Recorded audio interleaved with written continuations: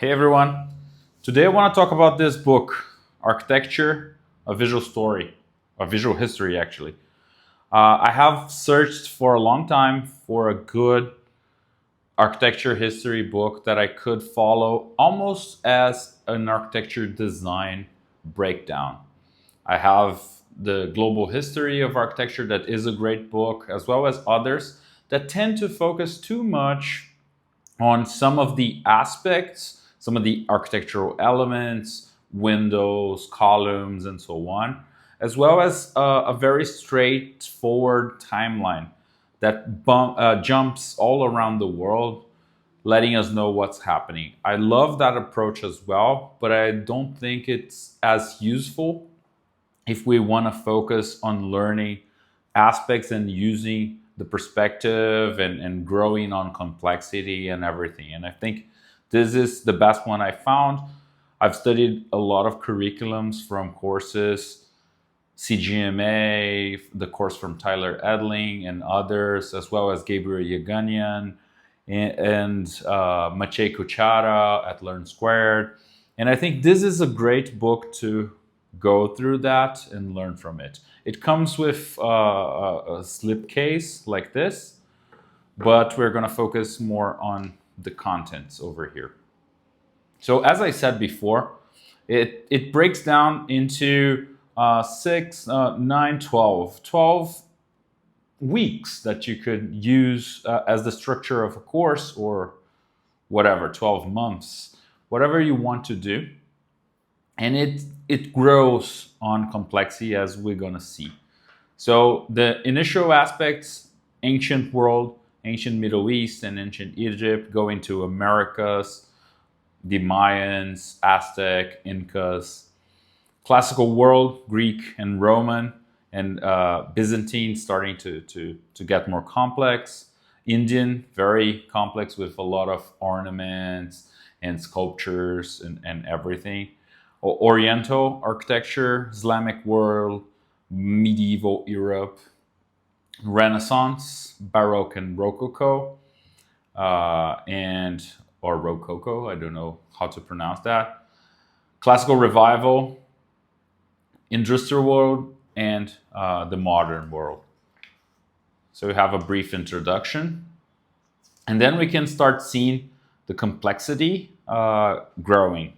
So it has a timeline, key dates. It's very well illustrated, great photos, great printing quality, at least good enough for what we're going to be doing here. A lot of ornaments. So you can see the structures are simple. So we have more of a staircase kind of structure over here.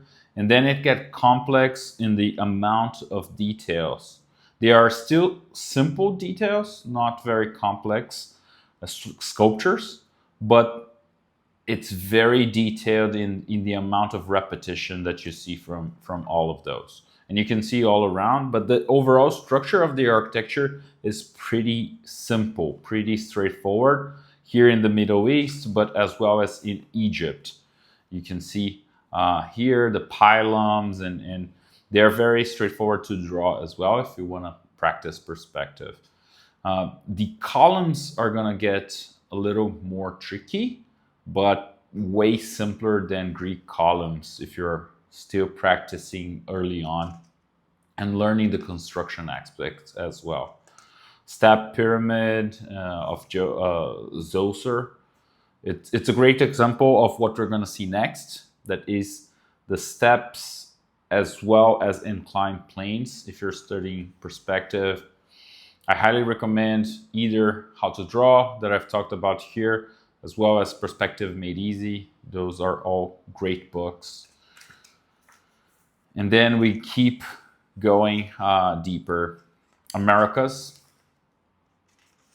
So, as I said before, inclined planes, steps, very squared architecture. So you can start learning, and very geometrical ornaments as well.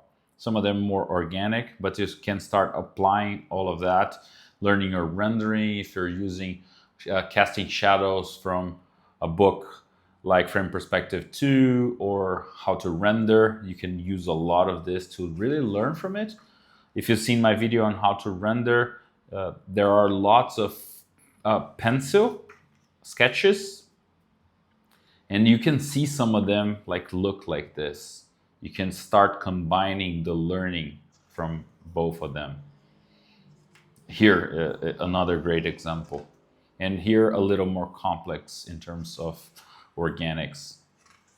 So great exercises to copy and then apply a different lighting or start like doing your own designs of the same architecture and growing from it.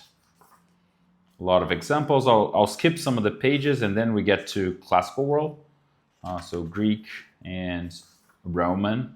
It gets way more complex in terms of the capital and columns. The Corinthian order is very detailed, a lot of leaves and motifs that we're gonna see later on in Art Nouveau and so on. They start like getting really present here and really complex. So some of the drawings for organic purposes are gonna get really interesting. Ellipses, if you're practicing ellipses, you can do a lot of that with Greek vases as well as the columns. So it's a growing learning curve on perspective as well. The construction themselves, other than the columns, are really boxes and triangles. So they're very simple. You can use measuring tools as well as techniques to get all the proportions correctly. But other than that, it's mostly like staircases and squares and triangles. The sculptures, though, they're gonna get really, really complex. Either they're marble or bronze. You can start painting as well and getting some color in there. The columns, as I said, very, very complex, but beautiful as well. You have lots of examples in the entertainment industry of using Greek and Roman architecture all across. You can get a screen grab from Gladiator and do some studies. There are lots of ways to go about this. Petra, another beautiful place inspired by this kind of architecture. And then you jump into Byzantine and it gets more complicated. The domes and a lot of that ellipse use will get more complex in here. And I'm only talking about perspective. I'm not even considering all the architectural history elements that this book is going to bring in that are more knowledge, especially if you're going to do your own designs. Indian architecture gets super, super complex. And it's such a pleasure to draw this kind of structures and those ornaments and details. This one as well.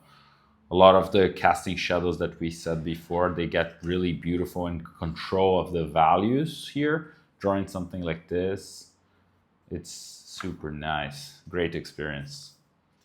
Southeast Asia with Angkor Wat, great examples. Asia and Oriental architecture. I remember from Gabe Yeganian's course that he uses this to discuss orthographic views and how you can design using orthographic views. We can see that really well over here. Of course, you have perspective, but we can think of that as a flat design and how it works. And it's a great example. A lot of isometric three-quarter views, breaking down internal structures. I don't like that a lot of those to be bigger. They are cut by the middle of the book, but it is what it is, what we have. I would love to have like a full page and bigger, probably. So a lot of different examples, and you can, as I said, go a week into each of these, or a month, or even depending a year, if you want to really dive deeper and be specialized in this kind of stuff. Islamic, so we have a lot of great examples, and we start getting more of the ellipses from a perspective standpoint, and a lot of the arches If you studied how to draw a book, you remember a lot of these examples. And the use of them in repetition and how it compounds into a beautiful pattern and architecture motif. This is super beautiful. I love that this kind of book opens your eyes to the rest of the world as well. This design, the prayer hall, I've seen this in Jerome's painting and a lot of Orientalist paintings as well. So you can definitely bring a lot of those examples to your visual library and your references as a whole. This is very like an Orientalist kind of painting. Persia and getting like deeper and deeper. I'm gonna skip through some of them. Medieval Europe. It gets simpler in terms of the overall structure of the building. If you look at castles, they are back into more boxy shapes, but you have a lot of glass paintings and details and sculptures that will get the architecture very complex, especially when you go into more Gothic architecture. I love these kind of designs, like a door knocker. This is so good, so beautiful. You can learn a lot from this and apply to your own designs later on. So great book. As I mentioned before, really well illustrated. A lot of examples for to make some studies and iterate on top of it.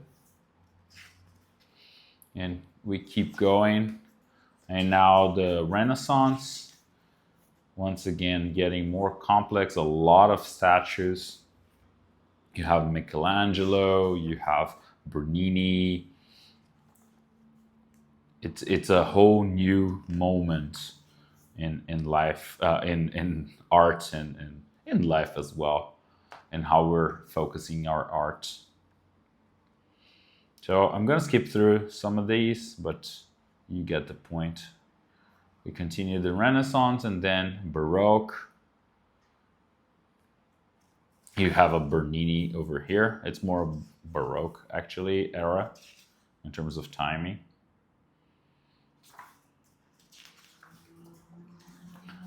Yeah, I love this book.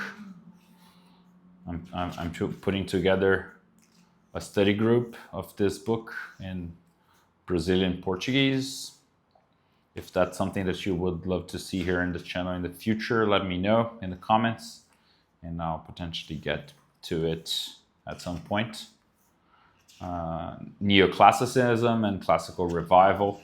So bringing back a lot of the structures that we've seen before in the Roman and Greek, but iterating on top of that, bringing a lot of the construction knowledge and architecture evolution and material usage of the more modern world into and in using the same kind of like columns and boxes structure we can see here on the Capitol and domes that we learned a lot how to do in the Renaissance and Byzantine era. Industrial world, so a lot of use of metallic structures, iron and so on. Bridges, beautiful bridges, and a lot of glass usage as well. Getting to what we have today, a lot of steel and glass overall in our constructions. And looking at these, we get more of that, oh, I've seen that before kind of feeling. Once again, going faster here. I love nostalgia, more castle-like and Greek-like, even in some more modern buildings. And then getting all the way to the modern world and what we're really used to, Frank Lloyd Wright, and a lot of the architects that we heard about and seen the work over and over. So yeah, that's pretty much it. And we get like to very complex constructions in terms of how difficult they are to put together, but they are like a lot of cylinders in structure and view overall, and steel and glass. So yeah, that's it. I hope you enjoyed the video and have great studies. As I said, this is great to combine with your perspective as well as environment design, and you'll get a lot of great examples. Have great studies, have a great day, and we'll catch up in another video soon.